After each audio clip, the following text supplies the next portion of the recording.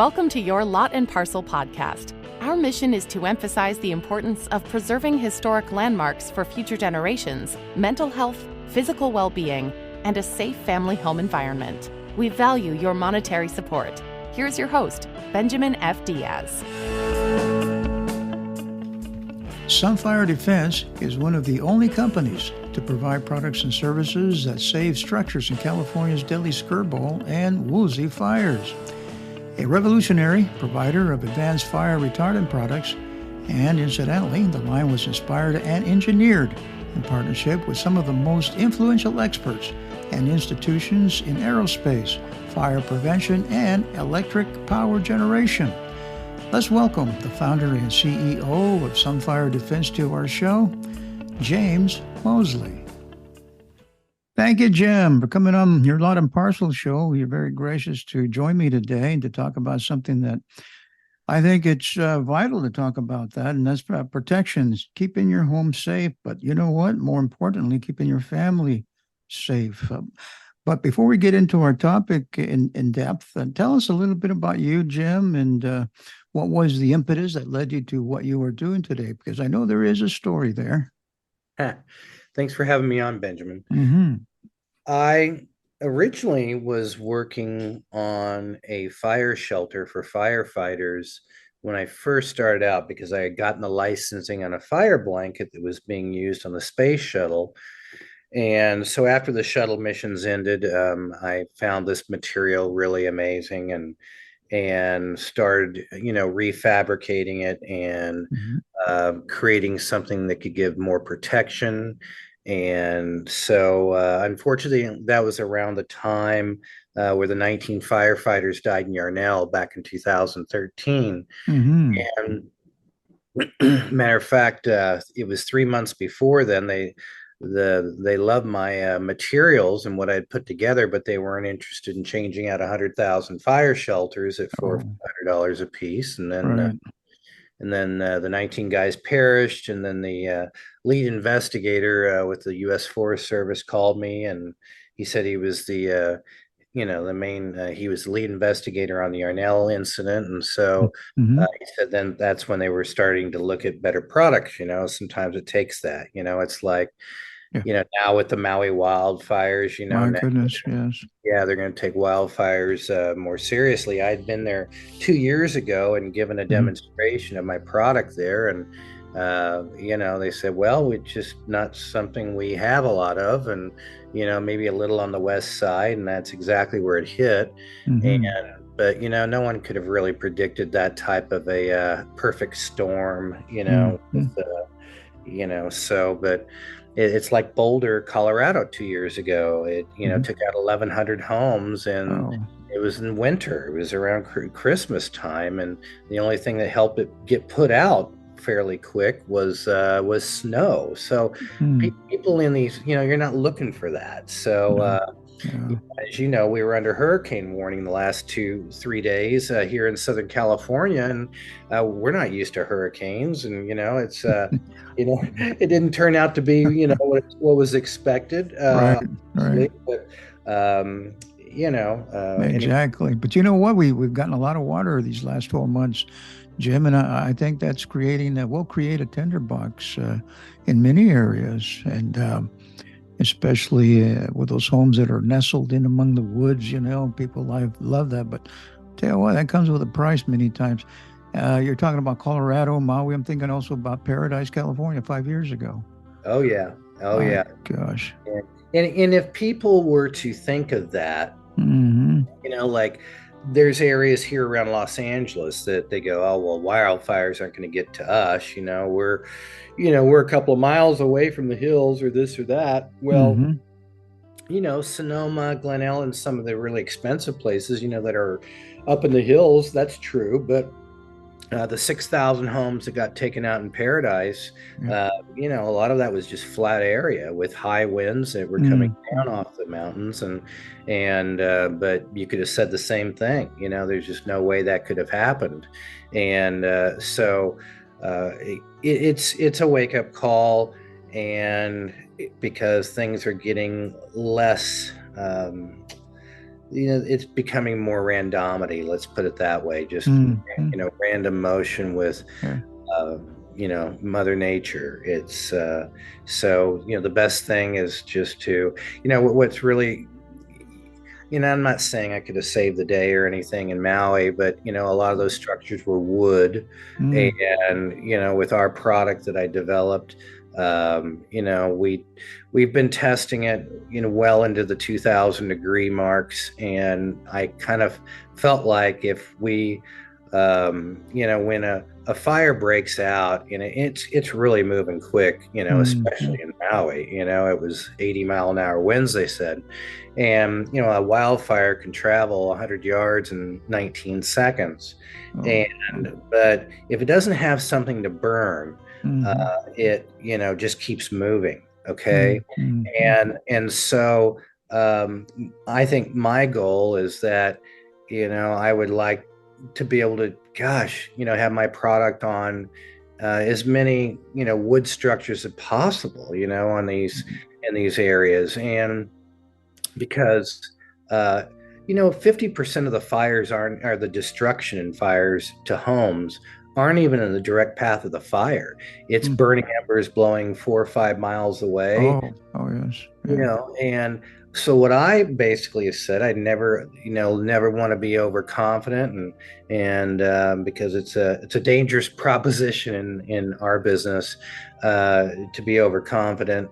But what I say is, if 50% of the homes, aren't in the direct path of the fire, and we've tested our product well over into the 2000s, it self-extinguished on a test we did at 3,000 degrees for 6 minutes. and, Mm. and so, I have a lot of confidence in my product. Now, will it get through a crack, and burn something down? Will it blow out a window? Mm. Uh, we have clear laminates that you put on the windows, and Right. and it can explode the window, but it stays in place. And so, those are two real big vulnerabilities. and Mm-hmm. and because if a window blows in high pressure, high winds with a tremendous amount of heat, it's going to burn the house down, from the inside out, Right. so everything on the inside that's combustible. So, I just want to make a dent in it. That's my Sure. goal. Yeah. So, Essentially, it will mitigate the damage. My gosh, I'm thinking of Maui, the historical area, the city, or I mean, it's all gone, and I know I can't even conceive of it. It's oh because I God, yeah. love that area. It's Yeah. we get our shaved ice, we get all, they have beautiful galleries. I have stuff Mm. hanging in my house, Mm-hmm. inside and out. The theme of my home is Hawaiian. Mm. And, my son even has a surf wax company called Sister Betsy Surf Wax. And Oh, he's over in Maui and some of the oh. islands and stuff. And so it's like, it's close to us. We love that. And Mm-hmm. or to think of it being destroyed like that is, it's not real just yet, you know, Exactly. No, and well, many, think it's inconceivable, but I tell you what, right there is blatant, blatantly obvious that that what they should have really paid attention to you that a couple of years ago. But you have a patent on this, right? As of September yes, of this last year, so yes. that's congratulations for that. Thank Wow. you. So it's Yeah. called SPF 3000. I figure from what you just said earlier, 3000, that 3000-degree test, right? Is it Yes. okay? It was interesting. I knew I was gonna, get a lot of heat, or get a lot of heat off of it by Yeah. calling it SPF 3000. Yeah. I had a dear friend and mentor who passed away last year. His name is Ron Rice, and he was Mhm. the founder of Hawaiian Tropic. And so I did it as a little of a thing with him. I said, "Hey, SPF 3000." He goes, "What do you mean there's no SPF 3000, as a sunscreen?" And I said, "I know, but I thought it was a great name, Ron. Yeah, We thought it was catchy. We thought it it was is. catchy." And how it kind of started is, I'd take a MAP gas torch, which gets up to 3,000 Mm. degrees. Mhm. I do these tests with it, where it would just, wouldn't burn or self-extinguish really quick, and that's kind of how I came up with it. And I thought, if the hottest recorded wildfires are 2,400 degrees, they're hot enough to fracture boulders, and then Mhm. you have re-entry, in space, it's 2,700, 2,900 degrees. I just picked that round number, SPF 3000, Mhm. and aside from that, then we ended up doing a lightning strike simulation test. Wow. Bonneville Power did with the Department of Energy, and that's on our website.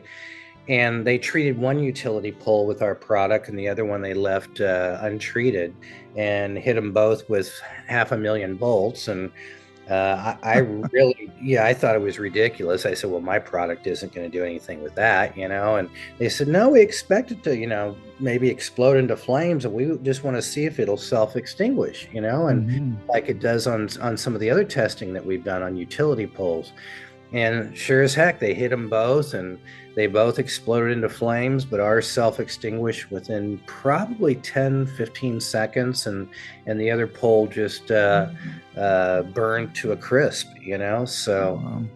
How about that? anyway, that was our second, verification that it could, Mhm. go into the 3,000s or 5,000. When a Mhm. lightning strike hits, it's 50,000 degrees in the two At and a half, least. Oh, yeah. At and the least. 2.5 perimeter, 2.5 inch Yeah. perimeter. Then it, drops and as it goes outward. But Mhm.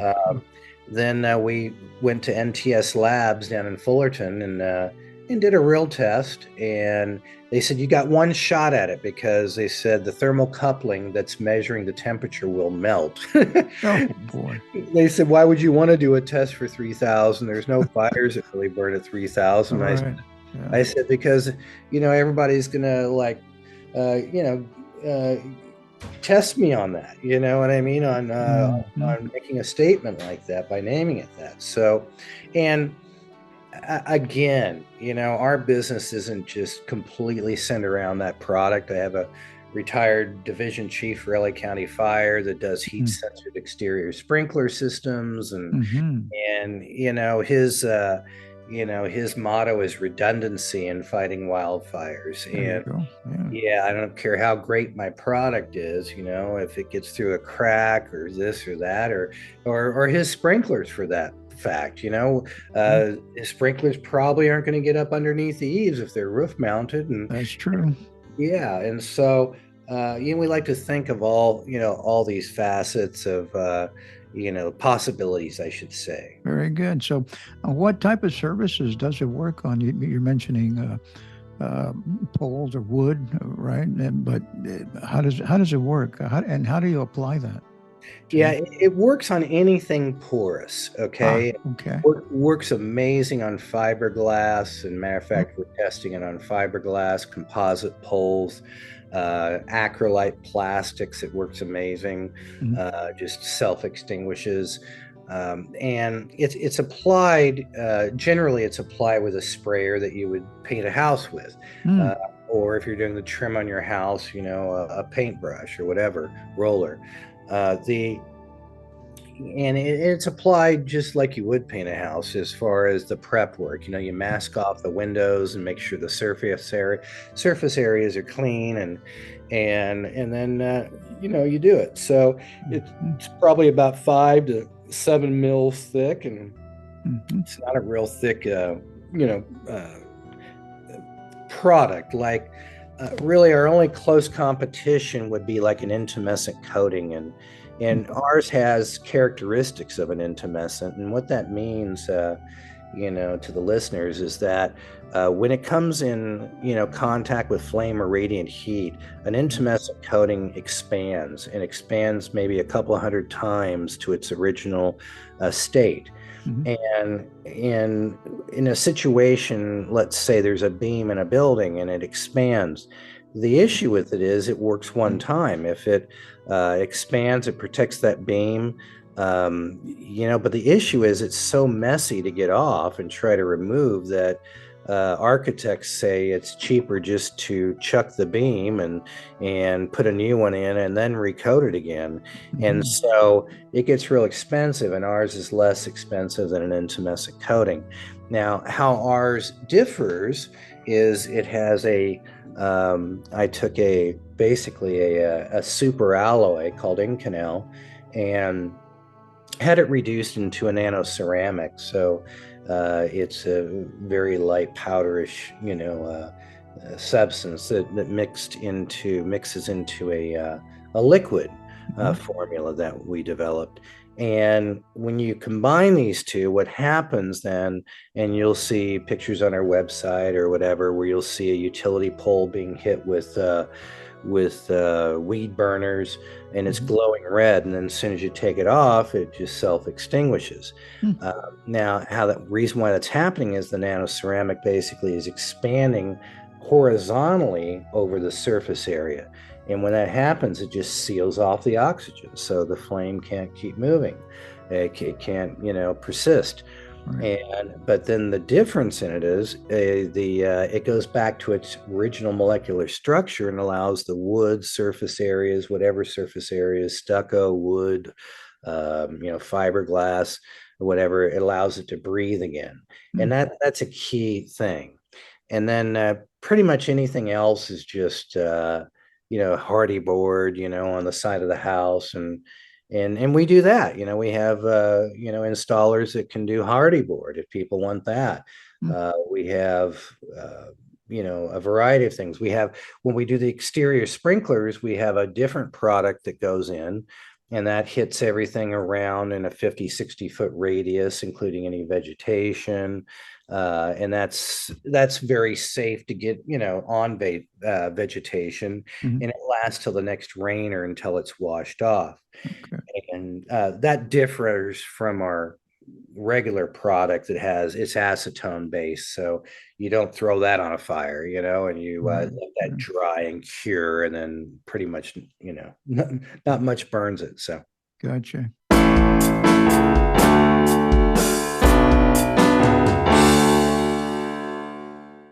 You are listening to your Lot and Parcel podcast.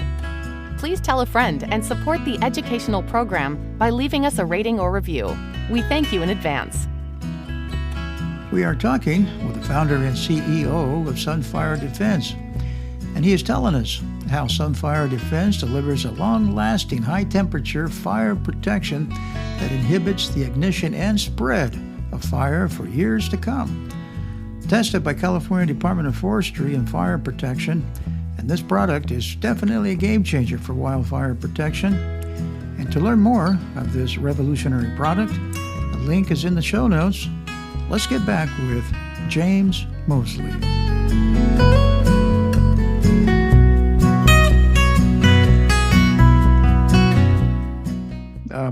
Can the homeowner apply the solution themselves, or is this a service you also provide, Jim? It's a service that we provide. Okay. And we use licensed painting contractors. Gotcha. Yeah. We basically train other licensed painting contractors to do it. It's an amazing thing for painting contractors and the customer, because it can get done at the same time, and it's much more cost effective. It's only an extra $2 a square foot to treat this, along with the cost of painting your house. Whereas if you just did our product, we charge $4 to $5 a square foot on its own. So it makes sense, if you're going to paint your house, to do both. And that's basically how it's priced. We're probably, we're in talks with a couple of very large companies, painting companies, that are interested. And as volume happens, as with anything, like the iPhone, anything else, volume and the price will end up coming down. Exactly.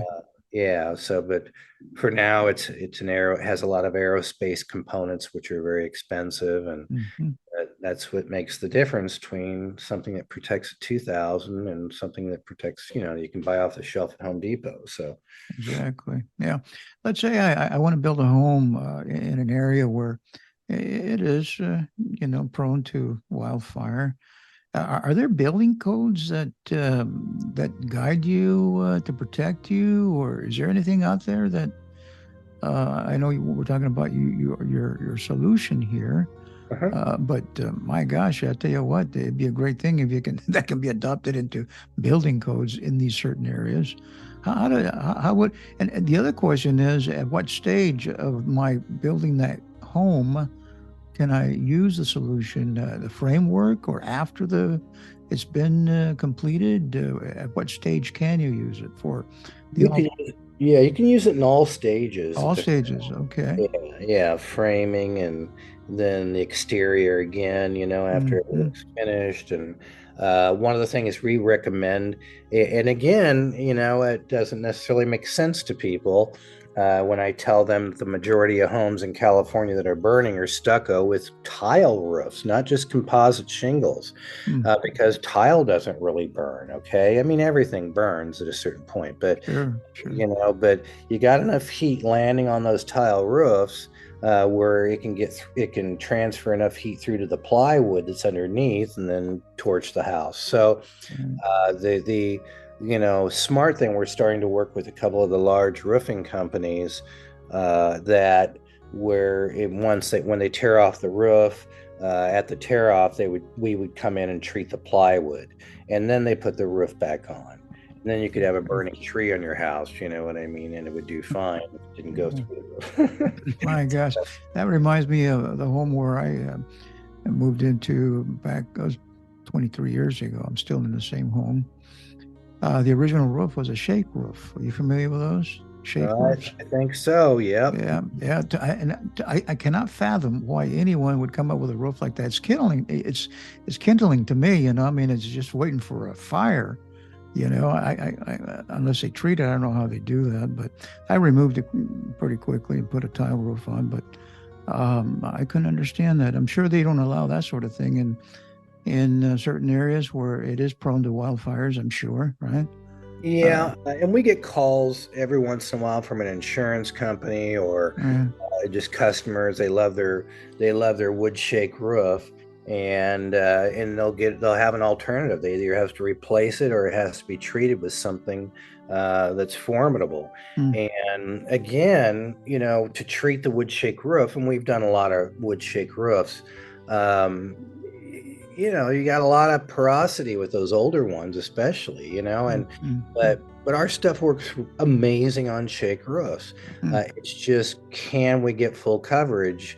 Right, But right, give me an example. If you had a couple of pieces of wood, and let's say you missed a little spot, right. okay? Mm, Well, it's not, if you miss a little spot, it's not going to get to the part and once it gets to the part that is treated again, that's going to stop. So it's doing a lot of good from a flame spread standpoint, exactly. and you might miss a crack, you may not, but it's going far, with that.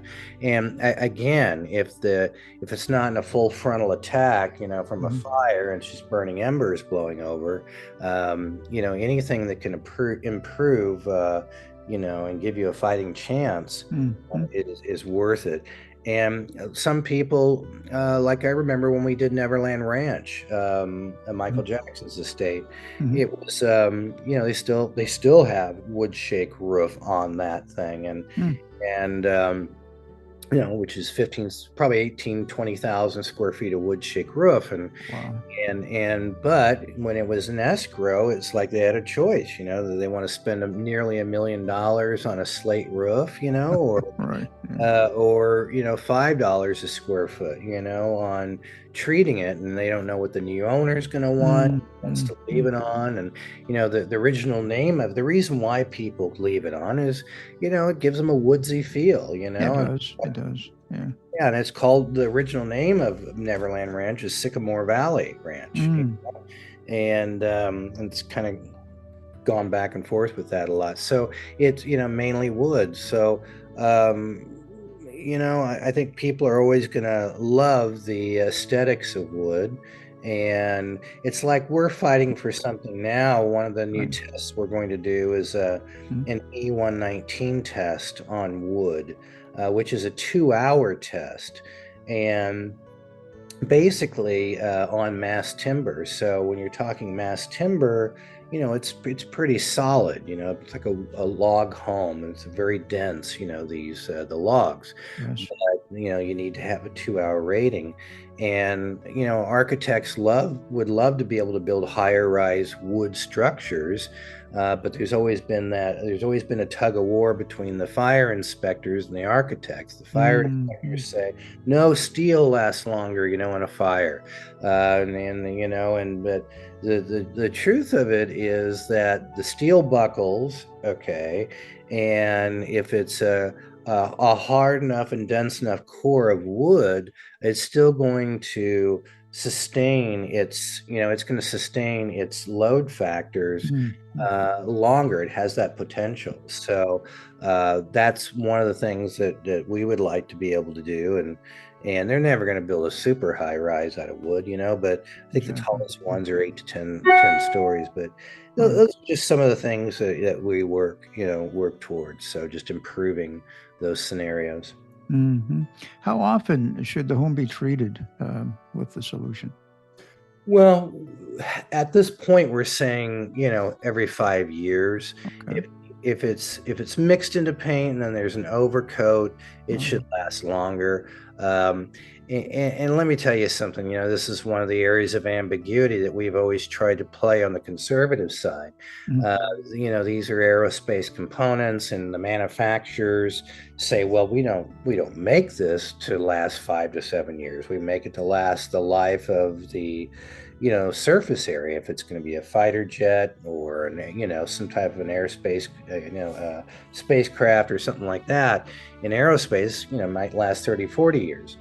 Well, on the flip side, then, a home wears much differently, it weathers much differently. You have Mhm. a lot of different factors, okay, and so we started testing it, and we had a utility company start testing it, and we just said 5 to 7 years, at a point where we were getting close with the utility companies, and where they were testing it every year, and in real, up in Oregon and Washington, where there's 50, 60 inches of rain and snow, Mhm. and then they put weed burners on it once a year, and still it was work. It still works. So we don't know how long it's going to last, but Mhm. I think 5 years is a good It's, benchmark.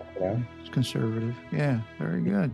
Yeah. Let me ask you this other question, Jim. Where in North America, American locations are especially prone to fire? Well, that's pretty. I'd say it's very evident that California is the Yeah, top. I You agree. know. I agree. Yeah, matter of fact, an interesting analogy is, I had visited the sheikhs over in Dubai after they had high-rise fires, 2016 through 2018, and Mhm. working on solutions with them now that we're coming back out of a worldwide pandemic that hit them very hard as well. Mhm. But I remember, the potential over there is huge in the UAE.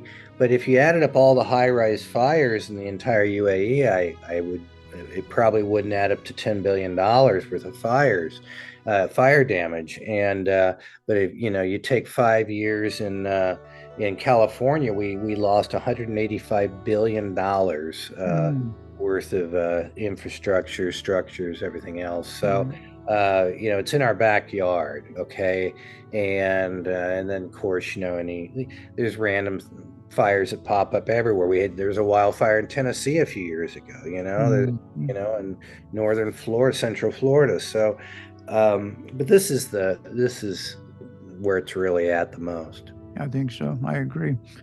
Plus, the environment, what it does, breathing in all that smoke and the ash and everything else. I mean, it's just a lot of repercussion on that.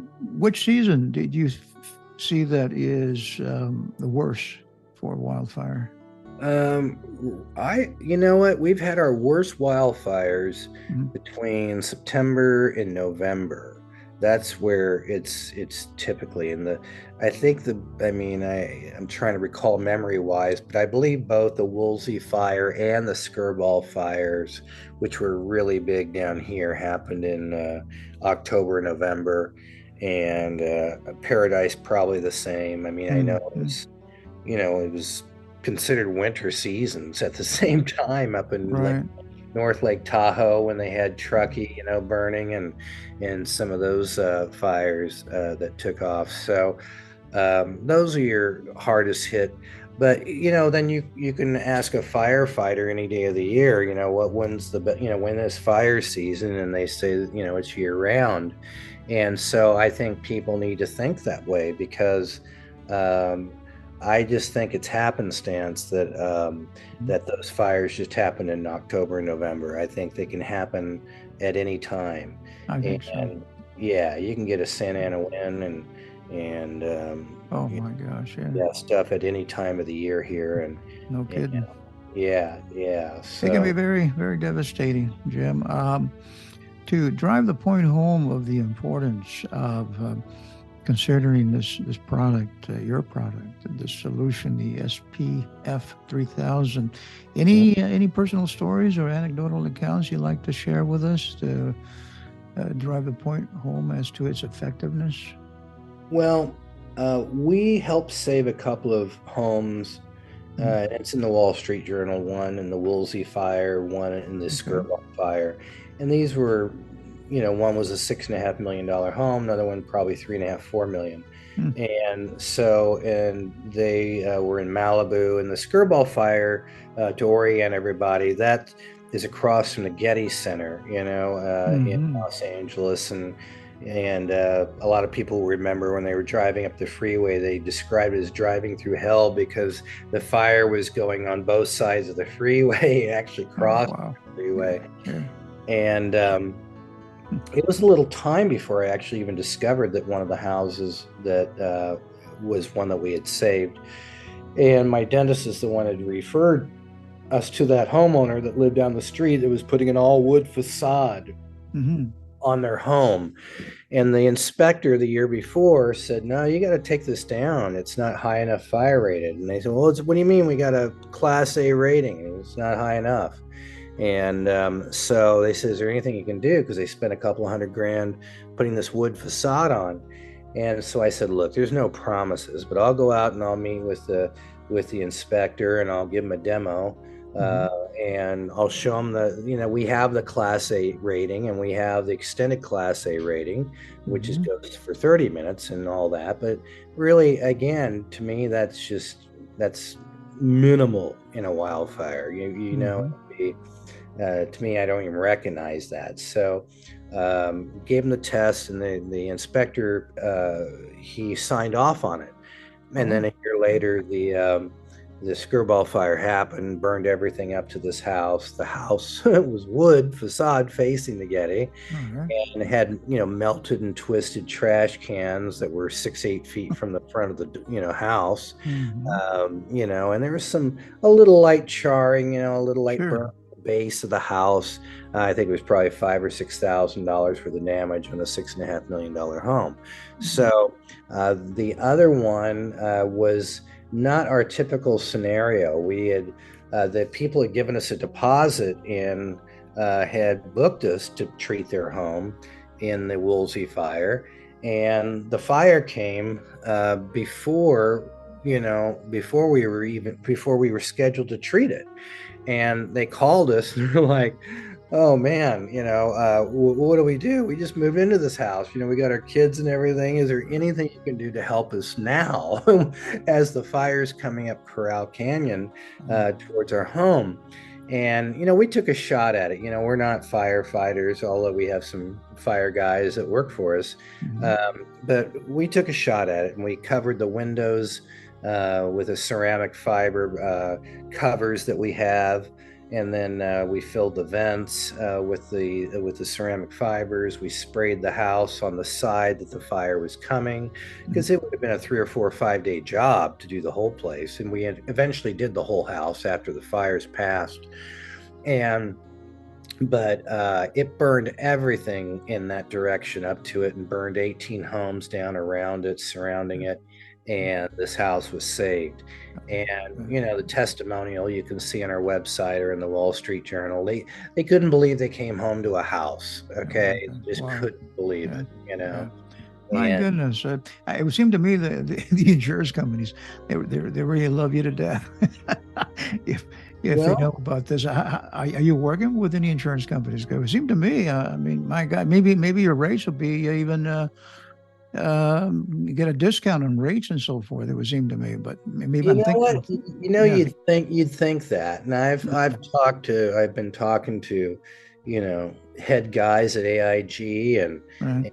I get calls from insurance companies every once in a while, but none of them are thinking, oh, we're going to give discounts like people would think they are. Okay. It's Yeah. like it's almost as if, it was explained to me at one point. I said, why would they send me to work with a whole nother area of this insurance company when they lost $7.5 billion in California in one Mm, fire? And they said, well, the interesting thing about that is that 7.5 billion never left it in their pockets. It at a point where there's considered a national disaster, where there's a huge wildfire, oh, then okay. there's federal funding that pops in, Right, right. and then that offsets it, and then they can go to the insurance commissioner and ask for a rate increase across the board, and, Mm, and it gets signed off. So they're not quick to, because they have so much losses, it doesn't make actuarially sense for them to give discounts on top of it. right. It could be on, but with some of the subsidies and infrastructure money that's coming in, Mm, uh, that's what we, I think, are in line for, and which make the most sense to us. So when you take some of the premium, especially private client groups, some of the higher end homes, they have mobile command units that go out and foam the house just before the fire, or put gel on it, and they do that. But this is a different animal, man. They could, right. they're to me, I think the interest is, hey, if they treat their home, come on, 2, 3 years before, and if the fire department knows that home is treated and protected the best it can, Mhm. they're not going to waste their time spending a half hour, 45 minutes foaming a home in a block where they have 20 or 30 homes Right. to try to protect. They can go to the next one. Mm, And so, to me, that's where our product comes in. And that's where I hope that will lead. But the interest is growing yeah. every day. So, I can see that. I can see that it's getting some really good traction, Jim. And I yeah. think it's a wonderful product. Yeah, it really is, especially for those in wooded areas and that are prone to wildfires. Before I let you go, how can my audience reach out to you and learn more about this product and work with you on it? Yeah, just go to sunfiredefense.com. Hmm. And my let me leave a number too. Sure, please. 818-486-4662. Very good. And or you can just email Jim at sunfiredefense.com as well. I'd be happy to answer any questions. Yeah, very good. Thank you, Jim. I think it is a needed product, and I congratulate you for developing that. I think it's essential. And I want to thank you for coming on your Lot and Parcel show, and I wish you continued success, Jim. Thank you. I really appreciate you having me on, Benjamin.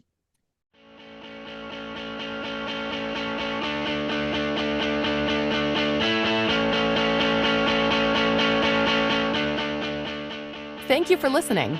The theme music has been provided by Echo Foxtone.